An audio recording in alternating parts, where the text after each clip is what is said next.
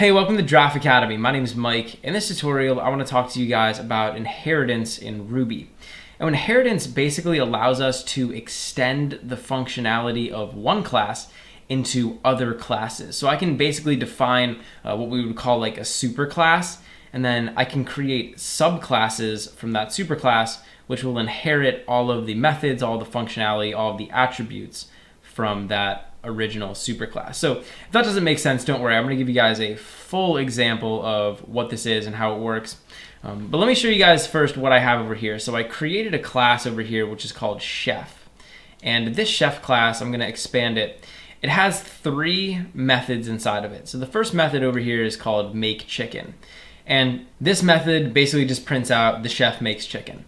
And then it has a make salad method, same thing, prints out the chef makes salad. And then finally we have the make special dish method, which just prints out the chef makes barbecue ribs. So essentially we're just like creating a chef inside of our program. And if I wanted, I could come down here and create an instance of the chef. So I could say chef is equal to chef.new.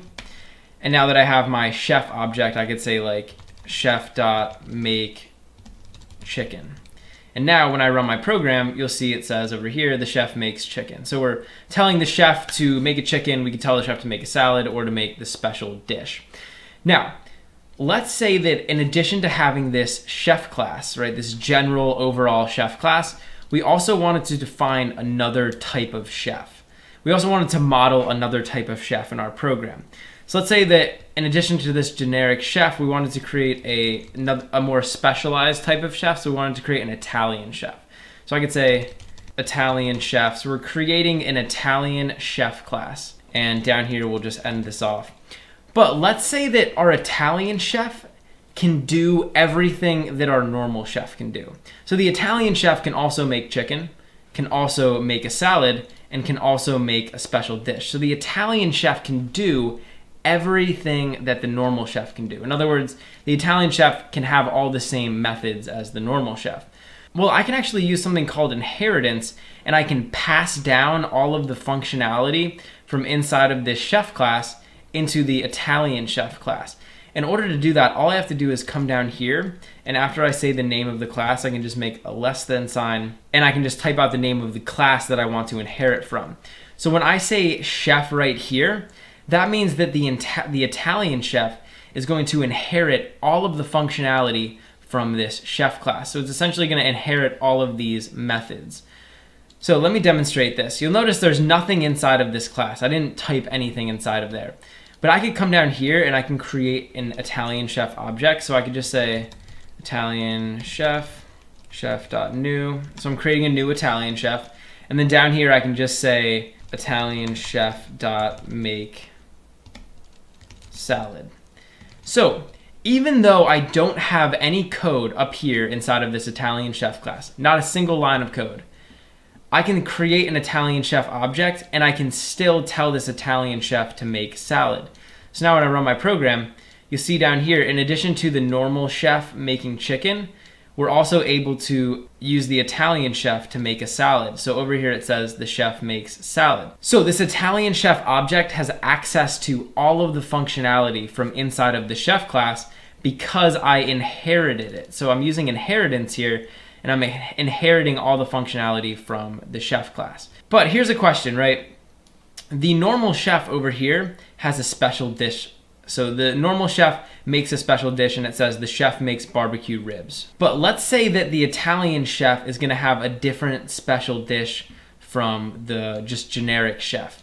What I can do is I can actually do what's called overriding a method. So I can override the make special dish method inside of this Italian chef class. So I could actually say make special dish, and we'll end it off. And then inside of here, I can put what I want the Italian chef's special dish to be. So I could just say puts, and we'll say like the chef makes eggplant parm. So this is gonna be the Italian chef's special dish. So now if I was to come down here and say chef.make special dish and Italian chef.make special dish, you'll see when I print these out or when I run my program, it says the chef makes barbecue ribs and the chef makes eggplant parm. So inside of the Italian chef class, I was actually able to override this make special dish method. And that is a super useful thing to do. Another thing I can do is add functionality into this. So let's say that the Italian chef, in addition to doing everything that the normal chef can do, can also make pasta. So I can make a method here, it's make pasta. And down here, it's just gonna be the chef makes pasta. So now, inside of my Italian chef object, I can make some pasta. So I could say Italian chef.make pasta, and the Italian chef will be able to make pasta. But the normal chef down here doesn't have a make pasta method, so it's not gonna be able to make pasta. So let's go over what we did. Essentially, I created this class chef. This chef had a bunch of functionality. It could make chicken, could make salad, could make a special dish, right? Then I created another class, Italian chef. And this Italian chef could do all the same stuff as the normal chef. So what I did was I inherited all the functionality from the chef class into here, right? But there was a circumstance where the Italian chef was actually gonna have a different special dish than the normal chef. So I overrode this method. I basically redefined the method inside of the Italian chef class, and I was able to make it do what I wanted it to do. I also extended the functionality. So I was able to actually make the Italian chef different. So the Italian chef, in addition to doing everything that the normal chef could do, could also make pasta. And that's the basics of inheritance. We can define what's called a superclass. So this chef up here, this is the superclass. And then we can also define subclasses. So this Italian chef is a subclass. And it's considered a subclass because it inherits from the chef superclass. And this can be really awesome. So a lot of times in Ruby, you're gonna have different hierarchies of classes. So we'll have like the chef class, and then we'll have a subclass, an Italian chef. I could also create other subclasses like a Chinese chef or a French chef or a Mexican chef, right? I could have different, types of chefs, different subclasses of chefs that would all inherit the functionality from the generic chef class. So that is super useful feature in Ruby. It's really gonna come in handy, especially if you start creating lots and lots of classes. Hey, thanks for watching. If you enjoyed the video, please leave a like and subscribe to Draft Academy to be the first to know when we release new content. Also, we're always looking to improve, so if you have any constructive criticism or questions or anything, leave a comment below.